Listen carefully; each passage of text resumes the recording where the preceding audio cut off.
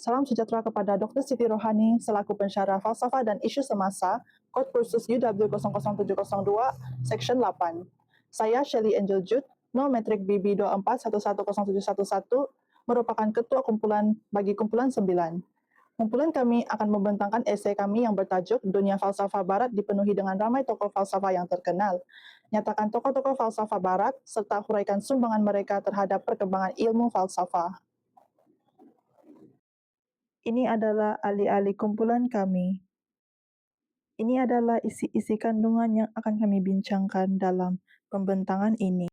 Definisi falsafah merujuk kepada pengetahuan tentang pengertian yang dianggap sebagai ilmu yang tertinggi yang menjadi dasar ilmu-ilmu, dan falsafah juga merujuk kepada usaha sistematik untuk memahami dan menilai asas-asas serta prinsip-prinsip yang mendasari pendidikan. Dan hal ini melibatkan analisis kritikal terhadap nilai, tujuan, dan kaedah pendidikan. Tambahan pula, Ibnu Rushd menekankan bahwa falsafah adalah usaha intelektual yang sah dan penting dalam Islam, dan mempelajari falsafah adalah wajib bagi golongan tertentu dalam masyarakat yang memiliki kemampuan intelektual. Falsafah telah mempengaruhi pertumbuhan akal dan tamadun manusia dalam pemikiran Barat, dari zaman dahulu hingga ke hari ini. Dunia falsafah Barat yang bermula dari zaman Yunani kuno telah menghasilkan pemikir terkenal seperti Socrates, Plato, dan Aristotle. Socrates menggunakan perbolan untuk mengetahui kebenaran, dan Plato datang dengan ide bahwa ada dunia bentuk sempurna yang terpisah dari dunia nyata yang kita jalani. Aristotle pula mencipta sistem pemikiran dan pemikiran moral yang memberi tumpuan kepada kebaikan yang terus menjadi penting hari ini. Tokoh-tokoh Barat seperti John Locke, Karl Marx, dan Immanuel Kant juga memainkan peranan dalam perkembangan ilmu falsafah. John Locke sebagai tokoh utama dalam falsafah empirisme, beliau memperkenalkan konsep tabula rasa yang menyatakan bahwa minda manusia adalah kosong pada kelahiran dan pengalaman membentuk pengetahuan. Dan beliau juga menekankan hak asasi manusia dan kebebasan individu. Manakala Karl Marx pula merupakan tokoh falsafah modern yang terkenal dengan pemikiran materialism, sejarah, dan teori konflik kelas, dan beliau menolak idealisme dan menekankan bahwa reality sosial ditentukan oleh struktur ekonomi. Akhir sekali, Immanuel Kant menekankan pentingnya akal dalam menentukan moral melalui konsep categorical imperative, yaitu prinsip moral universal yang wajib dipatuhi.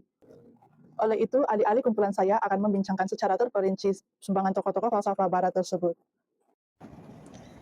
Selamat sejahtera doktor, nama saya Kong Hui dan nombor metrik saya ialah BB 24110718. Salah satu dunia falsafah Barat dipenuhi dengan ramai tokoh falsafah yang terkenal adalah Socrates. Socrates adalah seorang ahli falsafah dari Yunani yang hidup pada abad ke-5 sebelum Masehi. Beliau dikenali sebagai bapa falsafah Barat kerana pengaruhnya yang besar dalam pemikiran falsafah. Walaupun beliau tidak menulis karya sendiri, ajarannya direkod oleh muridnya, Plato. Socrates terkenal dengan kaedah pengajarannya yang menggunakan dialog dan soalan untuk menggalakkan pemikiran kritis. Salah satu petikan terkenalnya adalah "The unassignment life is not worth living", yang bermaksud hidup tanpa penilaian diri adalah sia-sia. Kaedah Sokratik adalah cara bertanya soalan yang menyelidik sesuatu isu secara mendalam. Kaedah ini membantu seorang memahami pandangan mereka dan mencari kebenaran secara kritis. Sokrates percaya bahawa pengetahuan membawa kepada kebaikan dan bahawa kejahatan terjadi kerana kejahilan, bukan niat jahat. Beliau juga mengenaskan bahawa hidup yang bermakna adalah hidup yang sentiasa dikaji dan dinilai secara mendalaman. Sokrates pernah ditangkap dan didakwa kerana merosakkan minda anak muda dan menolak kepercayaan kepada dewa-dewa negara. Dalam pembicaraannya yang dikenali sebagai apologia, beliau mempertahankan diri dengan tenang dan berpegang teguh pada prinsipnya. Walaupun diberi peluang untuk melarikan diri, Sokrates memilih untuk menerima hukuman mati dengan meminum racun. Kematian beliau menjadi simbol keberanian mempertahankan kebenaran dan kebebasan berfikir. Walaupun Sokrates tidak meninggalkan tulisan, ajarannya diteruskan oleh muridnya Plato dan memberikan impak besar kepada falsafah Barat. Kaedah Sokratik masih digunakan dalam bidang pendidikan, undang-undang, dan sains sosial. Legasi Socrates mengajar kita pentingnya berfikir secara kritis, bertanya soalan, dan sentiasa mencari kebenaran dalam kehidupan kita. Sekian, terima kasih.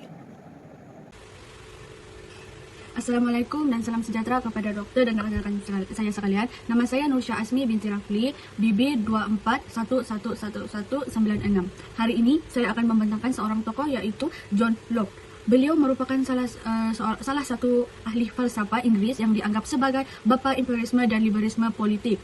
Dia juga merupakan seorang pemikir politik liberal yang di mana menjadi asas perlembagaan Amerika Syarikat. Kemudian beliau bukan hanya itu, tapi dia juga menekankan hak semula jadi individu dan kewajiban kerajaan untuk melindungi mereka. Kemudian beliau juga seorang yang fokus kepada epistemologi, kontrak sosial dan toleransi. Oke, oleh itu terdapat beberapa sumbangan yang disumbangkan oleh John Locke. Salah satunya adalah sumbangan dalam bidang falsafah. Dalam bidang falsafah, salah satu sumbangan utamanya adalah pandangan tentang bagaimana manusia memperolehi pengetahuan. Di dalam buku An Essay Concerning Human Understanding, beliau membahagikan pengetahuan kepada 3 jenis, yaitu intuitif, demonstratif, dan sensitif. John Locke, dia menekankan bahwa minda manusia asalnya seperti lembaran kosong yang diisi melalui pengalaman satu pandangan yang menjadi kepada teori empirisme. Kemudian, dalam sumbangannya juga beliau melihat bahasa sebagai satu alat komunikasi dan mengabstrakkan ide, namun mengingatkan bahwa penggunaan perkataan secara umum boleh menyebabkan kekeliruan. Oleh itu, dia menekankan keperluan untuk memperjelaskan penggunaan bahasa agar pemikiran menjadi lebih jelas dan tepat. Seterusnya, sumbangan dalam bidang politik. Dalam bidang politik, John Locke itu dianggap sebagai bapa liberalisme modern, di mana John Locke itu dia menekankan konsep pemisahan kuasa sebagai mekanisme untuk mengimbangi kuasa kerajaan, di mana kerajaan itu perlu berfungsi untuk melindungi hak-hak rakyat disebabkan rakyat merupakan sumber utama ataupun sumber sebenar untuk menjadikan sesebuah negara mempunyai kedaulatan. Itu juga beliau memperkenalkan konsep kontrak sosial di mana rakyat mempunyai hak untuk menggantikan kerajaan yang gagal melindungi hak-hak mereka. Contohnya pemilihan raya. Oke. Kemudian pemikiran ini menjadi asas kepada perjuangan hak asasi manusia dan demokrasi modern. Dalam karya ini, dia bukan sahaja memberi inspirasi kepada negara-negara dan demokrasi modern, tetapi juga menjadi sumber utama dalam perkembangan teori undang-undang dan hak asasi manusia. Seterusnya, dalam sumbangan bidang agama. Dalam bidang agama, John Locke mengatakan bahwa atau menegaskan bahwa kepercayaan agama seharusnya berasaskan kepada rasionaliti dan bukti, bukan semata-mata kepada dogma. Menurutnya juga, beliau juga menyokong konsep toleransi beragama dengan menyatakan bahwa tidak individu berhak memaksa orang lain untuk mempercayai sesuatu agama. Maksudnya di sini, seseorang itu mempunyai hak untuk memilih agama mana satu yang mereka ingin anuti. Selain itu, John Locke juga memandang agama sebagai satu aspek pribadi yang tidak seharusnya diuruskan oleh negara, sebab agama itu hak mereka. Jadi kerajaan tidak hak untuk menentukan. Oleh itu, beliau mengusulkan bahwa kerajaan harus bersikap netral dalam hal keagamaan dan tidak boleh mencampuri urusan kepercayaan individu. Akhir sekali, yaitu sumbangan dalam bidang pendidikan. Melalui karyanya, beliau menekankan kepentingan perkembangan fizikal dan mental dalam pendidikan. John Locke juga percaya bahwa pendidikan harus memberi ruang kepada pelajar untuk berpikir secara kritis dan berdikari. Oleh itu, itulah sebab kenapa pendidikan itu penting kepada seseorang individu. Selain itu, John Locke juga menyarankan agar pelajar dididik untuk mengutamakan disiplin diri dan kemampuan menyelesaikan satu masalah. Pendekatan ini, dia membuka ruang kepada perkembangan konsep pendidikan modern dan menekankan perkembangan holistik individu. Kemudian, dalam bidang pendidikan juga, beliau menekankan pentingnya pendidikan dalam membentuk akhlak dan karakter individu yang berdaya saing serta memberikan mereka kebebasan untuk mengejar potensi mereka. Maksudnya di sini, pendidikan itu sangatlah penting untuk bagi seseorang individu, sebab pendidikan itu dia menentukan seseorang itu mempunyai ilmu yang tinggi, mempunyai akhlak yang bagus, dan mempunyai disiplin yang sangat yang baik, sebab seseorang itu mempunyai pendidikan. Oleh itu, beliau sangat dia menekankan seseorang itu mempunyai pendidikan dalam dirinya. Salam sejahtera kepada doktor dan rakan-rakan. Nama saya ialah Lee Han Eun dan nombor metrik saya ialah BB 24110715. Hari ini saya akan membentang tentang Plato. Plato ialah seorang ahli falsafah terkenal dari Greece yang hidup pada 427 sebelum Masehi. Beliau merupakan murid kepada Socrates dan guru kepada Aristotle. Plato juga menubuhkan akademi, yaitu sekolah falsafah pertama di dunia. Beliau banyak menulis buku dalam bentuk dialog yang membincangkan topik seperti keadilan dan kebenaran. Pandangan Plato terhadap ilmu falsafah. Plato menyumbang banyak idea penting dalam falsafah, terutama melalui teori bentuk. Dalam teori ini, beliau percaya bahawa dunia yang kita lihat tidak sempurna dan hanya bayangan kepada dunia idea yang lebih kekal dan sempurna. Plato juga mengajarkan bahawa pengetahuan sebenar datang daripada minda, bukan berbeda dalam politik. Beliau menulis tentang negara yang adil dalam buku The Republic. Beliau mencadangkan agar negara dipimpin oleh raja falsafah, yaitu pemimpin yang bijak dan beretika. Sumbangan ini membantu orang berfikir lebih mendalam tentang keadilan, kebenaran dan ilmu. Pengaruh dan kepentingan Plato dalam dunia ilmu. Plato memberi pengaruh yang sangat besar dalam perkembangan ilmu dan cara orang berfikir. Ramai tokoh hebat seperti Aristotle dan Saint Augustine telah mengambil inspirasi daripada idea-idea beliau. Akademi yang diasaskan oleh Plato menjadi model kepada universiti pada zaman moden. Idea beliau mempunyai aplikasi dalam pendidikan, politik dan etika. Apa yang menjadikan Plato istimewa ialah cara beliau mengalahkan orang ramai berfikir secara mendalam dan mencari kebenaran menggunakan akal. Walaupun beliau hidup lebih 2000 tahun dahulu, idea dan ajarannya masih digunakan dan relevan sehingga kini. Sekian, terima kasih. Assalamualaikum dan salam sejahtera kepada semua, terutamanya kepada dokter. Nama saya Syarul Akmal bin Sawal, nomor matriks BB24110921. Sekarang, saya akan membentangkan mengenai seorang tokoh falsafah yang sangat berpengaruh dalam sejarah pemikiran Barat, yaitu Aristotle. Siapakah Aristotle? Aristotle merupakan seorang ahli falsafah yang sangat berpengaruh dalam sejarah dunia Barat. Nama beliau dalam bahasa Yunani ialah Aristoteles. Sumbangan beliau sangat besar, terutamanya dalam bidang metafisik, yaitu bidang yang mengkaji tentang kewujudan dan realiti secara mendalam. Pada tahun 367, masih sebelum Masehi, Aristotle memulakan pendidikannya di Athens, di Akademi Plato, yang merupakan salah satu institusi pendidikan yang paling terkenal pada waktu itu. Beliau menuntut dan menetap di sana selama 2 dekad, yaitu selama 20 tahun, untuk memperdalamkan ilmunya dalam bidang falsafah. Satu perkara yang membezakan Aristotle ialah pendekatannya dalam falsafah. Beliau menekankan bahwa ilmu pengetahuan seharusnya diperoleh melalui deria kita, seperti penglihatan dan pendengaran. Ini menjadikan pemikirannya lebih hampir kepada aliran empirisisme modern yang juga berpendapat bahwa pengalaman adalah sumber utama ilmu. Seperti yang saya sudah beritahu di slide sebelum ini, Aristotle merupakan seorang ahli falsafah Yunani purba yang sangat berpengaruh dalam sejarah pemikiran Barat. Beliau telah memberi sumbangan yang luas dalam pelbagai cabang bidang falsafah. Dan banyak daripada idenya masih dibincangkan hingga ke hari ini. Dalam bidang logik, Aristotle dianggap sebagai pengasas logik formal. Beliau telah memperkenalkan konsep silogisme, yaitu satu bentuk penalaran deduktif yang menjadi asas kepada perkembangan logik modern. Dalam etika, melalui karyanya Nicomachean Ethics, beliau telah menekankan kepentingan keutamaan atau virtue dan telah memperkenalkan konsep kesederhanaan atau the golden mean sebagai satu jalan tengah dalam tingkah laku manusia untuk mencapai kehidupan yang baik, yang beliau telah istilahkan sebagai eudaimonia. Dalam bidang metafisik, Aristotle telah mengemukakan teori 4 sebab, yaitu material, formal, efisien, dan tujuan. Hal ini bagi menjelaskan kewujudan sesuatu benda.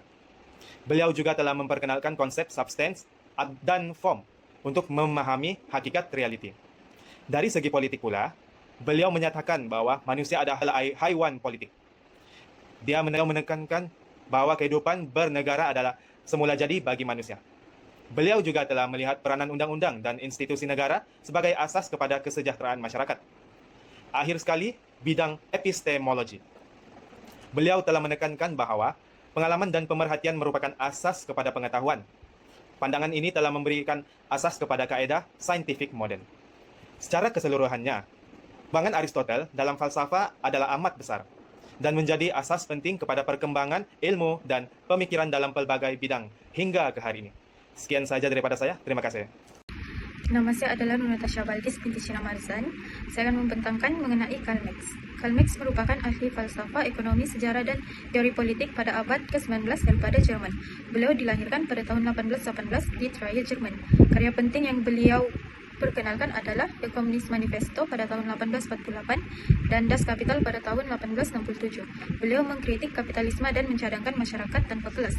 Beliau juga membangunkan teori materialisme dialektik, yaitu perubahan sejarah yang berpunca daripada perjuangan kelas dan keadaan material. Relevan beliau adalah dalam memahami ketidaksamaan, kuasa, dan realiti sosial modern. Asas falsafah Karl Marx adalah falsafah Marx menekankan keadaan hidup sebenar, yaitu material, sebagai punca utama perubahan dalam masyarakat. Berbeza dengan ahli falsafah lain yang menekankan ide dan pemikiran, sejarah manusia sentiasa dipenuhi dengan perjuangan antara kelas yang menindas dan ditindas. Jadi, Marx mengkritik kapitalisme kerana ia menindas pekerja dan mencetuskan ketidakadilan. Di sini, Karl Marx menjelaskan bahawa manusia menjadi terasing daripada kerja mereka, hasil kerja, dan diri sendiri. Karl Marx telah menyumbangkan beberapa hal dalam The Communist Manifesto. Marx dan Engels menyatakan bahawa sejarah manusia adalah sejarah perjuangan kelas. Kapitalisme membenarkan pemilik, yaitu bourgeoisie, untuk mengeksploitasi pekerja yang dikenali sebagai proletariat. Marx memperkenalkan konsep nilai lebih, yaitu keuntungan yang diambil majikan daripada hasil kerja buruh. Pekerja dipisahkan daripada kerja mereka, rakan sekerja, dan diri mereka sendiri. Sistem ini telah menjadikan manusia menjadi alat kepada keuntungan bagi orang lain. Di sini mereka diperlihatkan sebagai insan yang tidak bermaruah. Relevansi pemikiran Karl Marx masih digunakan pada hari ini. Idea Marx masih digunakan untuk memahami isu seperti jurang pendapatan dan hak pekerja. Pemikiran Karl Marx menjelaskan bahawa jurang antara orang kaya dan miskin pada masa kini semakin besar. Gaji pekerja tidak sepadan dengan kerja dan kos sara hidup pada masa kini yang semakin tinggi. Marx sudah lama menjangka keadaan ini melalui teorinya. Pekerja hari ini masih mengalami perasaan terasing dan ketidakadilan dalam pekerjaan mereka. Terdapat isu-isu semasa yang membuktikan pemikiran Karl Marx masih relevan pada hari ini. Antaranya adalah ketidaksamaan ekonomi global. Di sini ramai pekerja di sektor pengantaran dan kilang bekerja dalam keadaan tidak tetap.